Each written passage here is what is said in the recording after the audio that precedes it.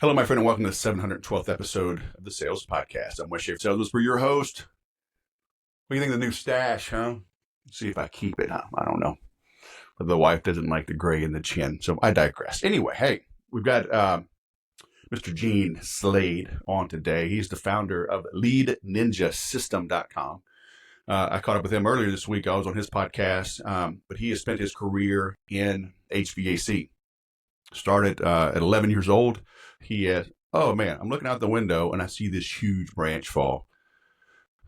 People are trimming their palm trees. That guy is way up. But again, I digress. Squirrel, it's a Friday. What do you expect, huh? I'm in sales. Come on. But he grew up in HVAC sales, and we get into some interesting tidbits.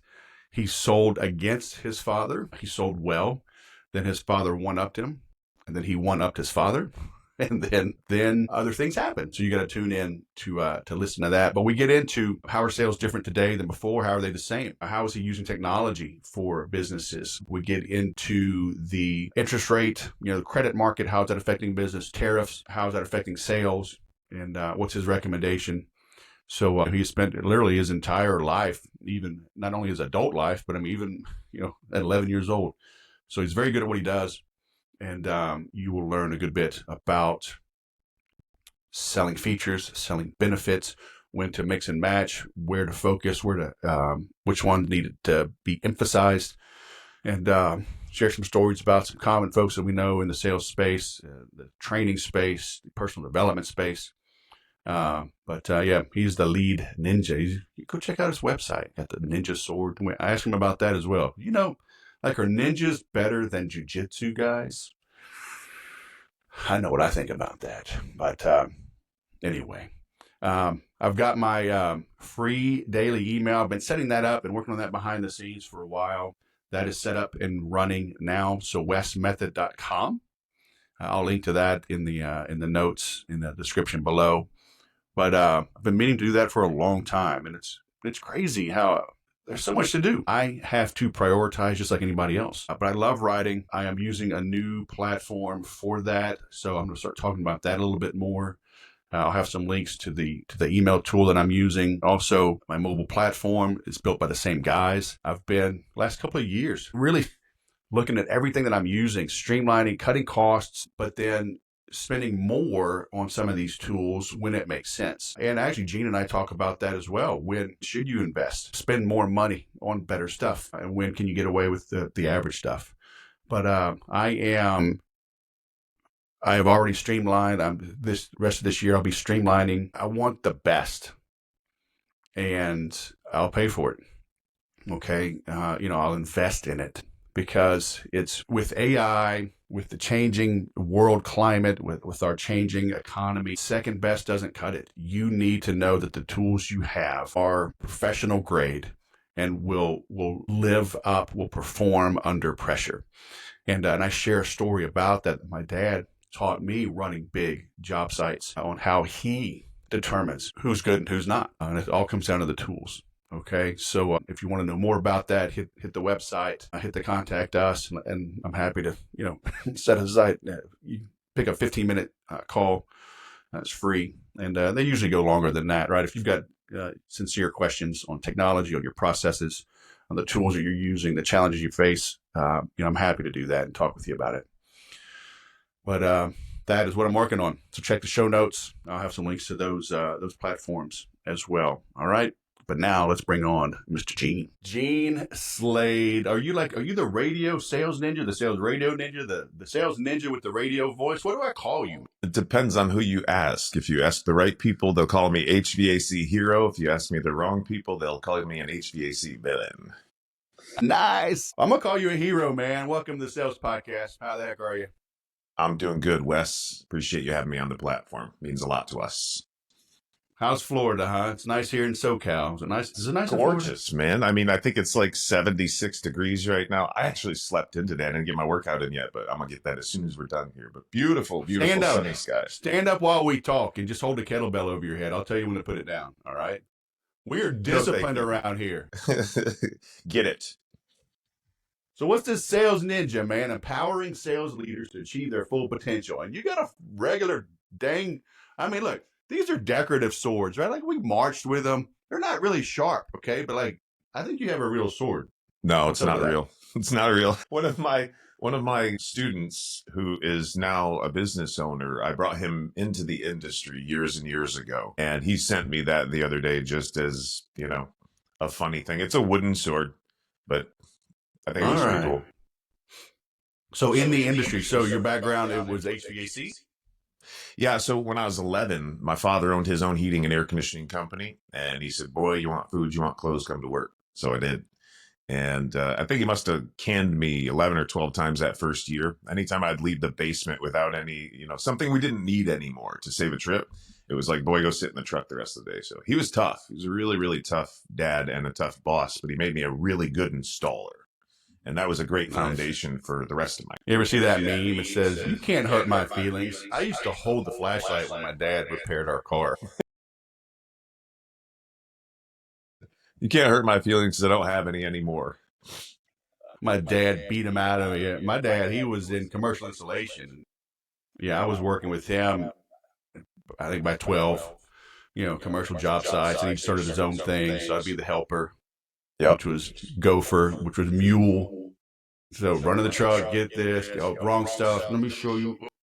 Hurry up, clean this place up, start cleaning. You want to go home on time? Start cleaning. Like, oh yeah. My dad's Our parents famous might be thing. related. My dad's famous thing was go get this from the truck, and by the time I get back with it, I don't need it anymore. Yeah, exactly. Well, like commercial insulation, pipe fitting stuff and duct work, and the insulation dulls knives like crazy. So they have a lot of knives, and the ironic thing is, like when you're good, my dad, I learned, he said, you want to get paid a journeyman's wage. He's like, go show me your tools, right? Because he would run major 600 people, projects. He'd have the scaffolding folks and the insulation, and the guys would bring him their tools, and they'd be crap. He's like, you're not a journeyman, right? But Yeah. so my dad, his knives were sharp, man. I mean, he carried this 5-gallon bucket. He had his tool belt, but then like all the extras were in the bucket. He was like, go get this out of the bucket. And I reached down. I was in high school. I was 15, 16. And there was a knife, just, one of those long, like a bread knife, right? But long. And I just reached down and just filleted my knuckle, man. And I was lucky it wasn't worse. It just flapped open. I was like, that's not good. So I grabbed what he needed, held it with the other hand, said, hey, I got to go. Is there like a first aid? And they just wrapped it up, just kept working. And there's a scar to this day, man, 40 years later. Yep. I had a similar situation. I was working on a new construction job, and we were cutting out the top plate, and I had my hammer up there, and I was cranking, trying to get that top plate out. And of course, there was 16 sticking through the floor, and that board went let loose, and I punched the ceiling, and I looked down, and I had a nail sticking right out the bottom of my finger. And nothing like that feeling of pulling that cold steel out of your hand. Yeah. Did you rip it out? Yeah, just pulled it down and then wrapped it up and kept working like you're talking about. You went up and punctured, and you gotta unstick yourself. Yeah. Just do it fast. I did. Like I went nice and slow. No. Man, so many injuries in the trades. It's a dangerous job, man. A lot of people die from it, and people don't realize that. I think that tradespeople don't get as much respect as they deserve, man. Yeah, I remember my dad, at the time, it was like the tallest tower outside of downtown area. It was called Transco Tower back in the day in Houston. It was outside of the Loop, near the Galleria, if you're familiar with Houston at all. So I drove by it every day because I lived way outside of town and commuted into high school. And I think it was that building. It was tall, like 65 stories, something like that. But a guy carrying a sheet of plywood, wind took him, when it was, 10, 20 stories, however. And, it's like, A, don't carry it like that. B, let go when the wind hits you. It's bad to laugh about, but gosh, that's terrifying. Absolutely terrifying. Oh, man. Yeah, we have we have first world problems in this country, don't we? Yes, sir. So that was your background. When did you get into sales and sales training?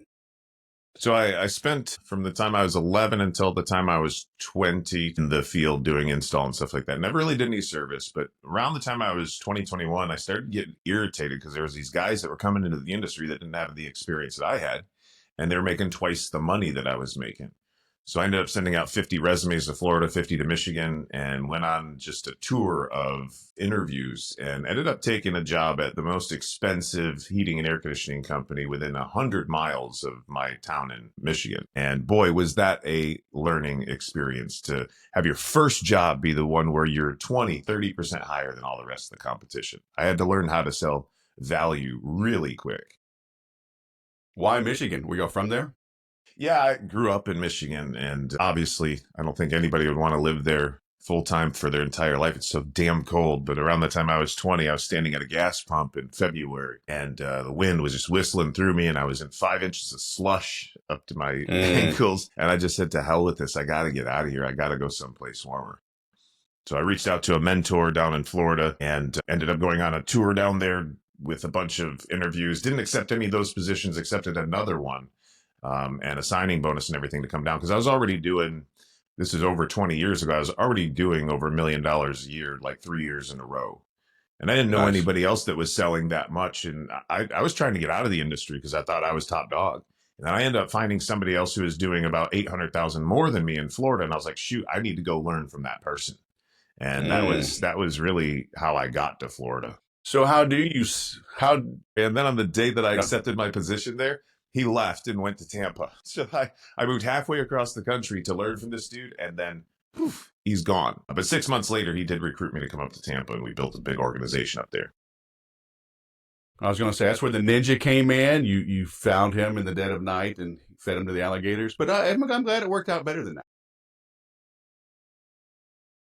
So how did you sell value back in the day? How to what? What is the argument on that? How what? How do you sell value? How did you back then? If you're 20 and 30% more. First of all, it's extremely difficult. It was back then, I should say.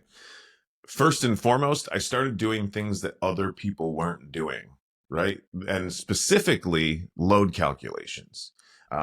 See, I was competing against my dad at a company in the exact same market because we left the mechanical shop at the same time. And you know, he would go into these houses where we were competing and he'd go, why would you want the student when you can have the teacher? I taught the boy everything he knows, right? So I started doing load calculations on the sly and he didn't know about it. And I started ripping jobs from him left and right. And then he finally figured out what I was doing. And he was like, okay, I'm going to go get a load calculation machine. He got a machine. I was on paper, right? So he one-upped me. And then I was like, God, what do I do now? Because almost every call I was running was against him. And I ended up finding a laser particle counter. I don't know if you've ever heard of these, but they'll count how many particles are in a 1 cubic foot of air, you know, down to like 0.3 microns. And so I saw it at a trade show and I was like, oh my God, this guy's got a HEPA filter and he's testing the air coming in and out of the HEPA filter. And I was like, man, that would be a secret weapon. So I got a HEPA filter. It was like 175 CFM, threw it in the back of my car, bought a particle counter, and I started doing experiments in the client's master bedroom. And I would leave that machine running for 20 minutes or so. We'd take a particle count outside the door, take a particle count inside the door. And I won't give everybody the script that I used right now, but people started buying HEPA filters from me and getting furnaces with them. And my dad and his company couldn't figure out what I was doing, and I was just slaughtering them. And so eventually they ended up calling me and saying, hey, we need you to come over here and work for us. Here's a bonus and tell us what you're doing. So I ended up going over to that other company. And that was where I struck gold and started really crushing it.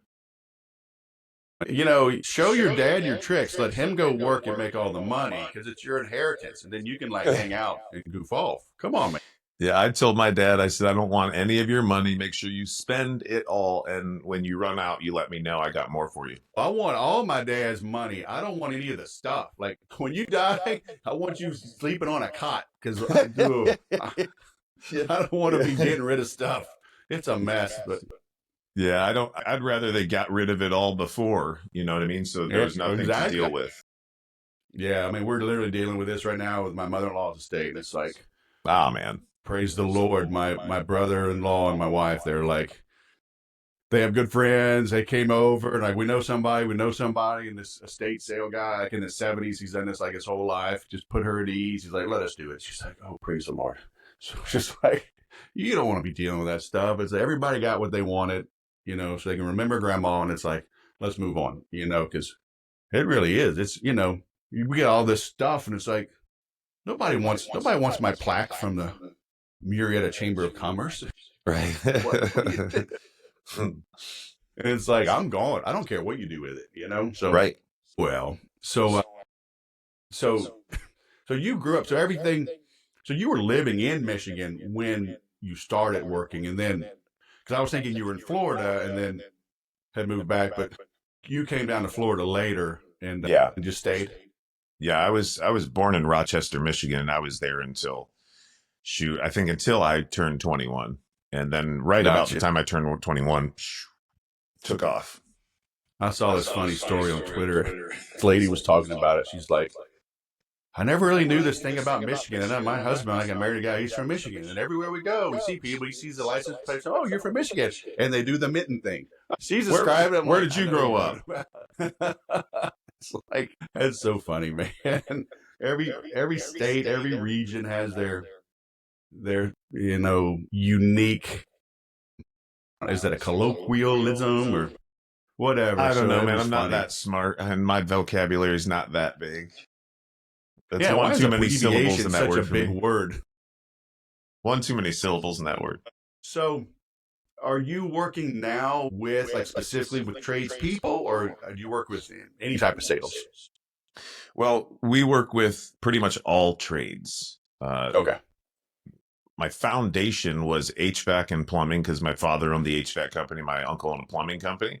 And then a few years ago, we had some tri-trade companies that were also doing electric, and they wanted the electrical training. So we set up a meeting and we wrote all of the presentations for it. And now we've got all of the electrical scripting and all the electrical workbooks and processes. But we've got, I think I built the sales system for the largest solar removal and replacement company in the country. We work with pest control. We work with garage doors. Basically, if you go out to a customer's house to serve them, we have training for that. Nice. And are you setting up like CRMs for them? Things like that, the cadences, or just the verbiage?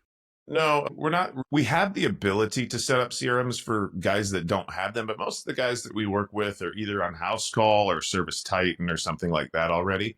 And so we're able to integrate our AIs with that. We've got conversational AIs that make outbound telephone calls and answer inbound telephone calls. So we're able to integrate all that stuff so they can read the schedules. But no, we stick mostly in our sales training processes to the field side, and mostly service technicians going out to do maintenance or service calls, repair work, or going out to, quote, high ticket items. That's our lane, and that's where we specialize. Nice. Are there requirements, if an AI is making the call, does it have to identify itself as an AI call? No, it doesn't have to, but you do need permission to make AI calls to people. Right. So, and that's something that's going to take a minute for a lot of contractors to get on their invoices and to get those boxes checked and everything. But no, not at this stage of the game. But we do introduce that it is an AI. We started testing without introducing it, and 95% of the people we talked to did not know it was an AI. 5% were able to pick it up. And so I wanted to test what it would be like if we announced that it was an AI and we used some no questions. Like I'm a big fan of Christopher Voss as a salesperson and negotiator, and he's constantly asking no questions. Like, not, is this a good idea? He'd say, is this a bad idea? Right? When he was, anyhow, so we decided to program the AI to announce that it was an AI and get permission from the clients that it could be their first point of contact in the future. And people seem to really, really like that, as it turns out. And it's faster than a human being. Much faster. For sure. And so is it making cold calls, or is it following up with like past customers? So we're not doing any cold calls because of the laws, right? You can't really do cold calls with it. So we're following up with existing clients to schedule their maintenance appointments. We're handling inbound telephone calls to schedule stuff. And we will be writing programs for follow-up and for follow-up sales, because we've been very successful with that with humans in the past. And we have all of the scripting, so there's no reason that we can't incorporate that. The challenge is figuring out what was quoted and getting the AI to be able to read all that stuff. The technology is just not quite there yet. Yeah. But we'll be programming virtual sales managers and stuff like that. So on the inbound, are those like new leads, or are they past customers like calling for maintenance or both. something? Yeah, it's Okay. both. So when a new customer calls in, it gathers all the information it needs to gather. It can see all of the appointments available on the schedule, and bingo bango, it just books the call. And it's got my knowledge bank in it. It's got my radio show. It's got all my scripting and everything. So it's essentially me answering a telephone call. It's your voice? It's not my voice. We could make that happen, but no, it's my scripting. It's Okay. my IP, if you will. Nice. If it is inbound, do you have to notify them that it's AI? Not to the best of my knowledge. Yeah, I wouldn't think so, because it's like they're calling me, so hey, you're gonna get what you get. Well, and it's super cool too that, you know, it knows who's calling, right? If I call it up, Yeah. it can go, hey, Gene, how are you doing today? What can I help you with? It's pretty sweet, slick, scary. Yeah, I mean, will it mess up though? Like sometimes a number will just show up like as a generic, 2000, whatever. 2000. So does it know if it's calling from a generic office line versus their extension?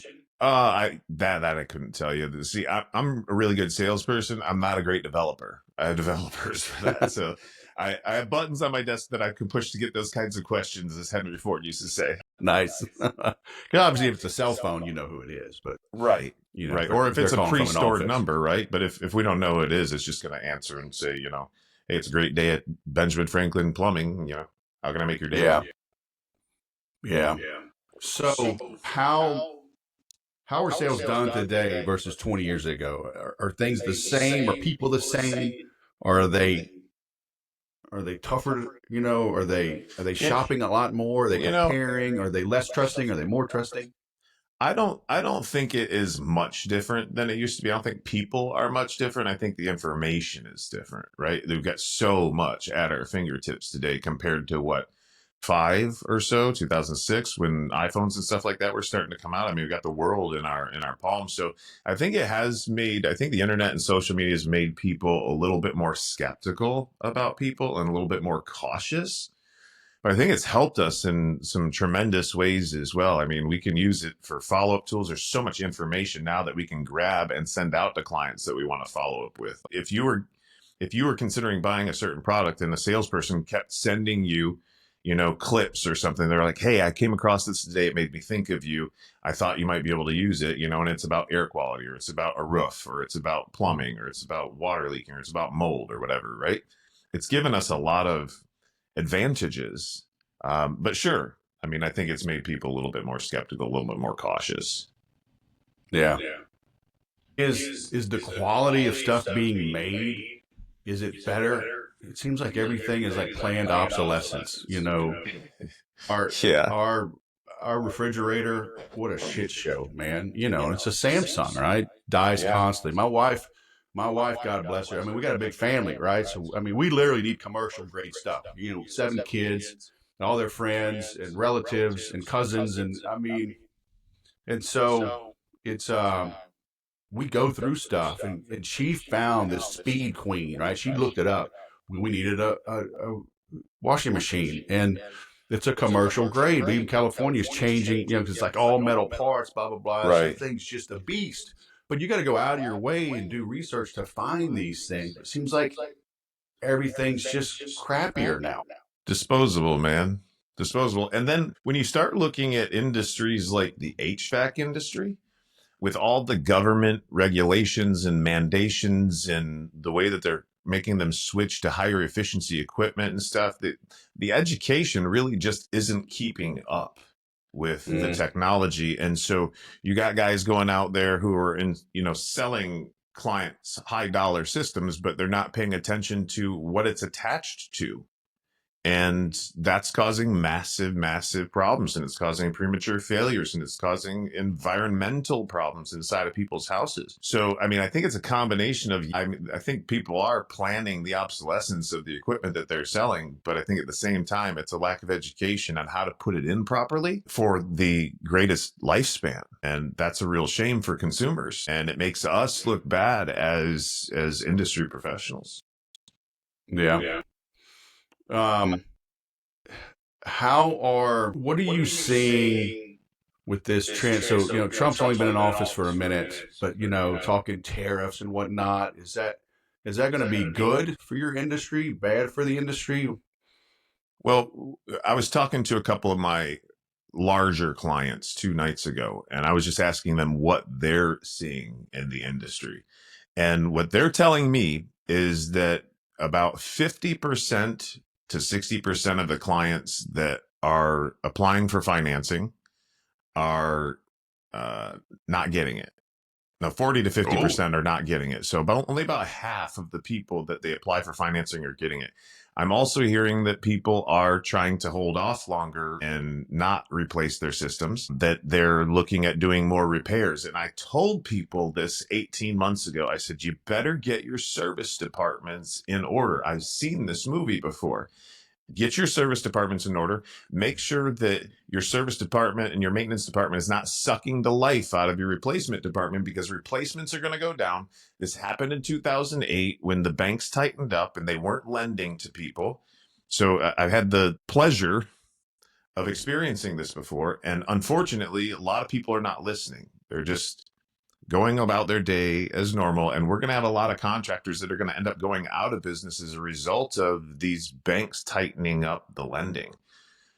So yeah. I'm concerned about it. There are some alternative forms that have come out, but they're not really mainstream yet, and they're not really even tested. So we'll see what happens, man. But I think that contractors right now, if they're not focusing really hard on the maintenance and service side of the business and accessory side of the business that keeps systems lasting longer, that they're going to be in trouble. They're going to be gobbled up by other people. And then the PEs, the PEs are struggling now. All the companies that they've purchased, my opinion, the problem with PEs is that most of them are book smart, college educated guys that have never really worked in the trades, and they don't really understand what's going on inside of them. And when they go into companies and buy them out, they start changing rules really quickly, and a lot of the top salespeople start to fall off. And now you don't have the profit in the company anymore. So now it's like, we need to get more leads. We need to sell more. Let's go for volume. And so they end up bidding up all the Google and the LSA and all this other stuff, and it ends up being $300, $400, $500, $600, $700 per lead for contractors. So I think we're going to see a lot of these PEs flush out. I think a lot of contractors are going to have the ability to buy their companies back for dimes on the dollar if they still got the money and they didn't waste it. But yeah, man, a lot of shit is changing in the industry right now. And it's kind of scary for a lot of people, especially if you haven't been through it before. You really need a trusted advisor, somebody who's been through it before that can guide you, navigate through it, so you don't get gobbled up. Look at you, man. You're talking private equity. You're talking latent semantic indexing. And you're damn smart, man. Look at you. Well, don't let anybody know. Don't tell anybody. I've just been around this industry a long time. And fortunately, I know a lot of people, so I get to listen to people. So, but what you brought up, so that's an interesting take. And so it's not like the tariffs have hit yet. It's more of the banks, interest rates going up, banks tightening, and that's been happening for a couple of years. So that's finally coming home to roost, right? Because my son's in real estate, and things have changed. People are sitting in their homes. We have like a 2.25% interest rate, right? We're not selling this house, and so, and then you want to go buy something that's 8%. Like, well, hell's bells, The tariffs, that's a big change. The tariffs are going to have an effect for sure, because we get a lot of shit from China, man.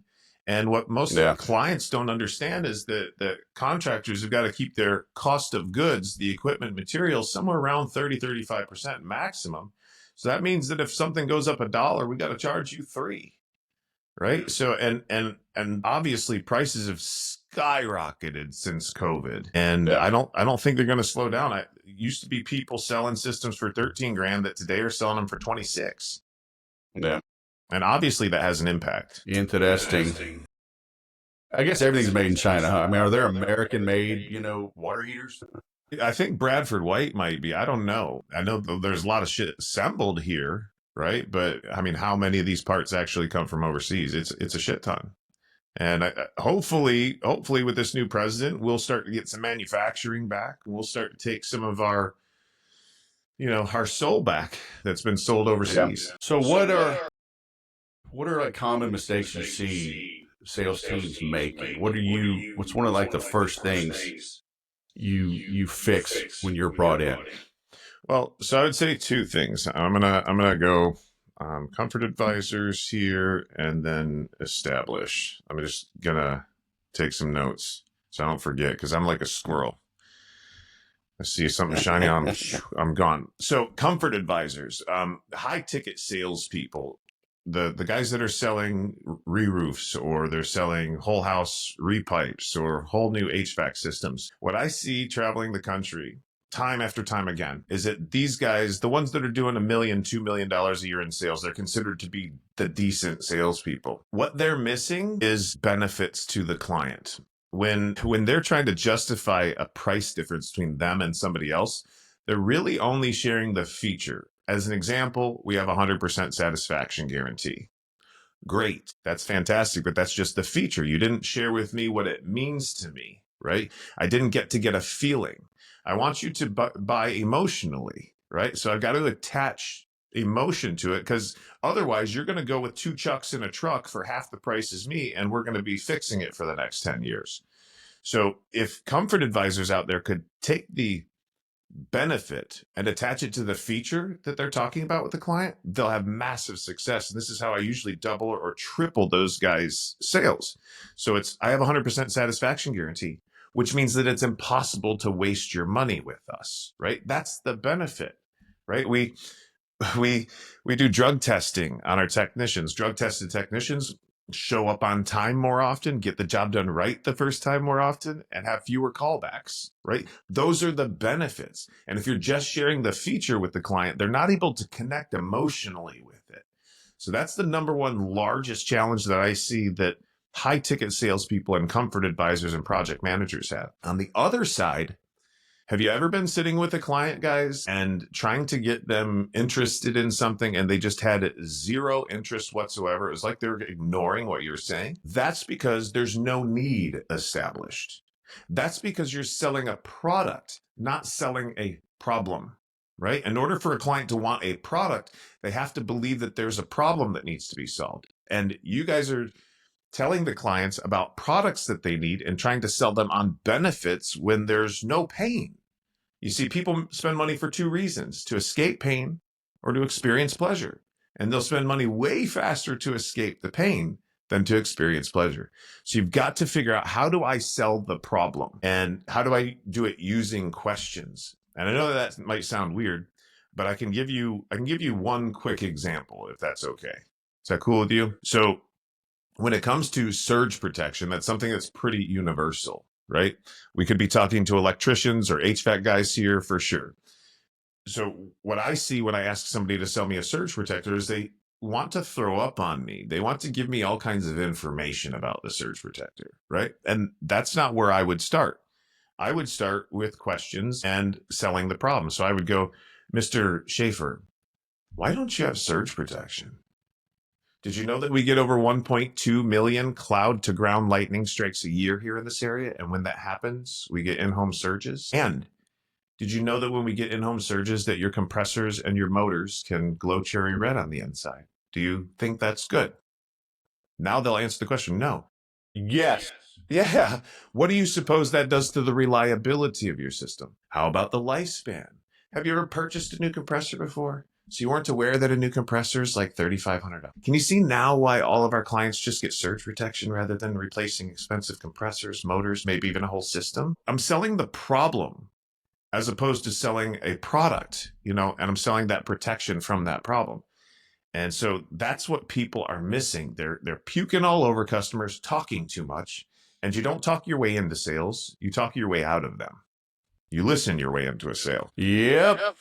I say most salespeople let their alligator mouths overrun their canary asses. Yeah. Well, you would know. You've been in the game for a long time, selling a lot of different things, man. So it's universal then. Salespeople are universal. Yap. Like, stop yapping. Shut up. You got two ears and one mouth, right? So silence and questions are your two best friends as a salesperson. Ask a question, shut the fuck up, and listen. And if you listen, a client will tell you how to close them. But you got to listen. I learned over the years, kind of on accident, but I've always had an earpiece, right? Even back in the day, old school Blackberries, flip phones, I'd have a wired headset because I can always type. I took typing class in high school. I knew computers were coming, and so keyboards are loud. So I would always hit mute. I'd ask a question, I'd hit mute. So I'm typing. Because usually in a conversation, you can tell when they're kind of getting to the end. You kind of unmute. But it's happened on sales calls. It happens in my podcast. I'll hit mute. I got a dog, kids. Now I got grandkids coming around, lawnmowers. I'm next to a busy street. I'm up high, but they're still loud. I'll hit mute, and they'll stop talking too suddenly. I'm like, oh crap, and I can't get to the unmute. But even that extra half a second, 3/4 of a second, people they get uncomfortable, so they would just keep talking. So I learned, because I've always known it, right? Being in sales, you'll talk, ask more questions, listen more, blah, blah, blah. But to actually experience it. So now it's just natural, man. Quiet. Yeah. And they'll just keep filling in the gaps. I'm like, okay, there you go. More content. Yeah, they will tell you all kinds of stuff if you just listen. And when was the last time you were actually really listened to? Seriously. I mean, all of my kids, they listen to me immediately. Yeah, sure. I know. It's sad, really. It's I just saw a post. A guy, Myron Summit. He's a black dude, gray beard, like super influential. I'm drawing Myron Golden. Yes. Yeah, I went to Sandals with him and Gary Cox last year. Oh, okay, cool. I really like him, and but Smart I saw just this morning he had a story on Instagram, and there was an older gentleman. He was replacing a fog light on one of his cars, and the guy's working, and he says he just asked him sincerely, "How are you?" And he said the guy stood up, he got like a little teary-eyed, and is like, his wife of 50 years had just died in January, and he said like he felt like his heart was just ripped out, but he's like, nobody asks how you're doing, and like this, he was focusing on men, he's like, yeah, we're running around carrying the weight of the world, just put a smile on our face, to hide the frown. But it's like nobody's asking. So, and I try to tell that to people. I try to explain it. It's like the most powerful people you could talk to, CEOs of presidents, heads of boards. They're frustrated. They're, they're sad. They're angry, whatever. They got stuff going on. And like, if you can just listen to them, make them feel heard and understood. Ding.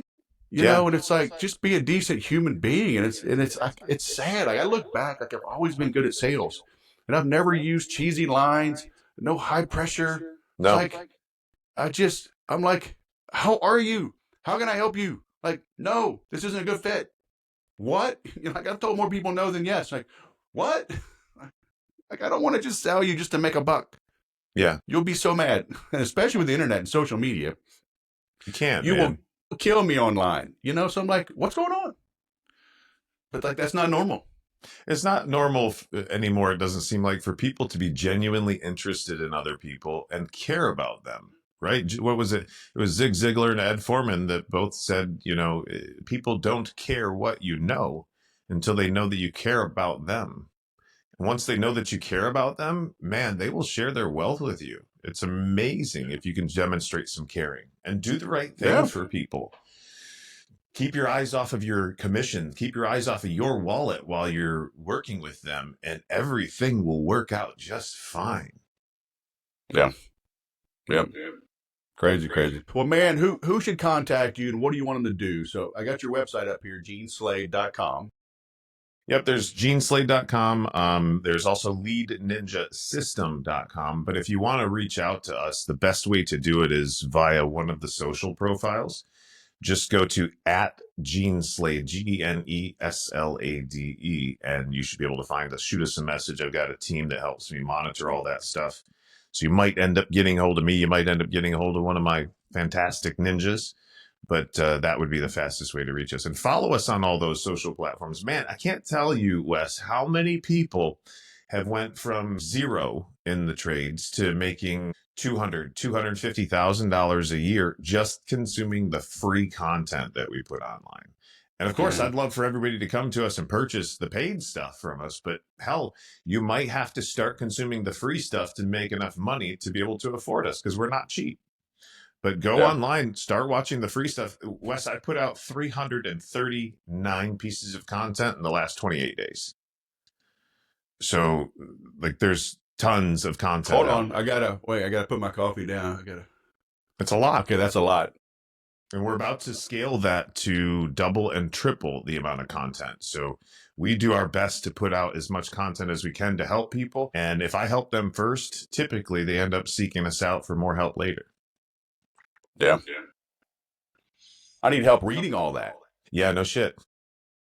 But most of it's video, fortunately. My team cranks out a ton of reels. Yeah, so that's cool. I appreciate you very nice having us on your platform, man. It means a lot to us. So I appreciate it. I appreciate it. So yeah, it was great talking with you the other day, and I'm glad we got our technology fixed, and I now know how to show up to appointments. You know, I'm better now. I'm better at time management because of you, just knowing you. Aw, how sweet are you? Okay, so you're here. Okay, well, no, you're in Florida now. So are you here? Or are you here? I think I gotta Floridians put don't my do foot that, up huh? for Florida, my hand for Michigan. Right, I was from right about here in Michigan. All right, now you're in Florida. Well, it depends on how you're looking at it. Do I do it like that as I'm looking at it, or do I do it for you? I am literally, what is it? 20, I am 22 miles north of Alligator Alley. And there's nothing south of Alligator Alley but pythons. So we're as far south as you can get on the west coast of Florida. Did the pythons eat the alligators? Shouldn't it be like alligators? They eat some of them. They eat some of them. When they had the hurricane down here, when Andrew came through, it tore up a snake facility and spread them throughout the Everglades. So now we've got these invasive species of pythons, and we've got hunting seasons for them now, but they're getting 20 plus foot snakes down here now, which is wild. Yeah, because those aren't natural, right? No, they're not indigenous. Florida or the U.S. No, they're from like South America. Right? I don't know where the hell they're from. I just know they're not supposed to be here. And they are. Yeah. Everything in Florida tries to kill you, man. From the ants to the spiders to the snakes to the panthers. I've had that conversation. Like the whole South, right? I mean, I grew up in Baton Rouge and went to high school in Houston, and I love Southeastern Conference football and talking smack with everybody. And I'm like, look, I've lived out here for 20 years. And it's like, look, I just had I had Dr. Cindy McGovern, just had her back on the podcast, and we were talking. She's a big football fan, and we talked about that. It's like in the South, it's hot. The mosquitoes are big enough to ride them. You know, horse flies. You got sharks, jellyfish, stingrays. Yes. You know, crawfish are nipping at you. Fire ants. Man, you step in a pile of fire ants, and bruh, it's a bad day. It ain't good, right? Water moccasins, you know, it's humid. We're stretching during 2 a day, sweating our asses off. It's like when you blow that whistle, we're like, all this pain and suffering, I want to hit somebody very hard. You know, it's like, you know, out here in California, it's like, let's go snowboarding, bruh. You know, let's go surf. You know, after practice, like what? You know, they're bringing a hoodie to practice because it's going to be cold on the way home. It's like we're sweating from what, March 1st till Thanksgiving. You know? Yeah. Are you in San Diego area? Yeah, I'm an hour north. It doesn't. San Diego, what's pretty much 70 degrees year round, ain't it? It's pretty nice, except when my daughter got married a couple years ago, and record heat. So in a 200-year-old mission with no air conditioning. Yeah. So yeah. But I digress. Oh well. But my degree doesn't show. I am a meteorologist, so I can actually talk about the weather. I'm allowed to. Yeah. Don't get me started on meteorologists. Best profession ever. You can be Biggest liars in the world. Sure. We're not liars. We're drunk. Okay, and you have to listen to us. Even if we're wrong, the next day you're tuning in to see what we say. That's true. But never trust a golfing meteorologist, because Why we is will that? say, "Oh, it's raining tomorrow." Then we make a tee time, and there's the course isn't crowded. So be careful. I love it, man. But I digress. Gene Slade from way down there by the alligators. Thanks for coming on the show, man. It's been great. Have a good day. You too. So I think I'm going to make this the Southeastern Conference football podcast. That's what I really love talking about. But I hope you like that. Gene, has been at this for a long time. And I love his answers on, what's working, what isn't, what's the same, right? People are the same. Human to human selling is ultimately all that matters. And that doesn't change. I love his talking about features and benefits, listening, right? I mean, these are fundamental core concepts that have never changed. So, yes, use AI and CRMs and marketing automation and sales automation and playbooks and cadences and all that stuff. Do it. Okay, it'll make you mo better. But that's the icing on the cake. You've got to get the foundational stuff right. The AI and all that sits on top, is empowered by, it's fed by good human to human interactions. So are you good at that? You better be. That's all that matters. Okay. It's the 80-20 rule. That might be the 90-10 rule. You've got to get good at connecting with humans. Then all of the tools just make you better. So if you need help with that, hit me up, get my daily tips, start the 12 weeks to peak to help you just be more well-rounded in everything that you do in life. I get private coaching, join the inner circle, small group. I mean, I'm doing what I can here. All right. So I'm leading the horse to water. So come drink. All right. Thanks for watching. I'll go sell something.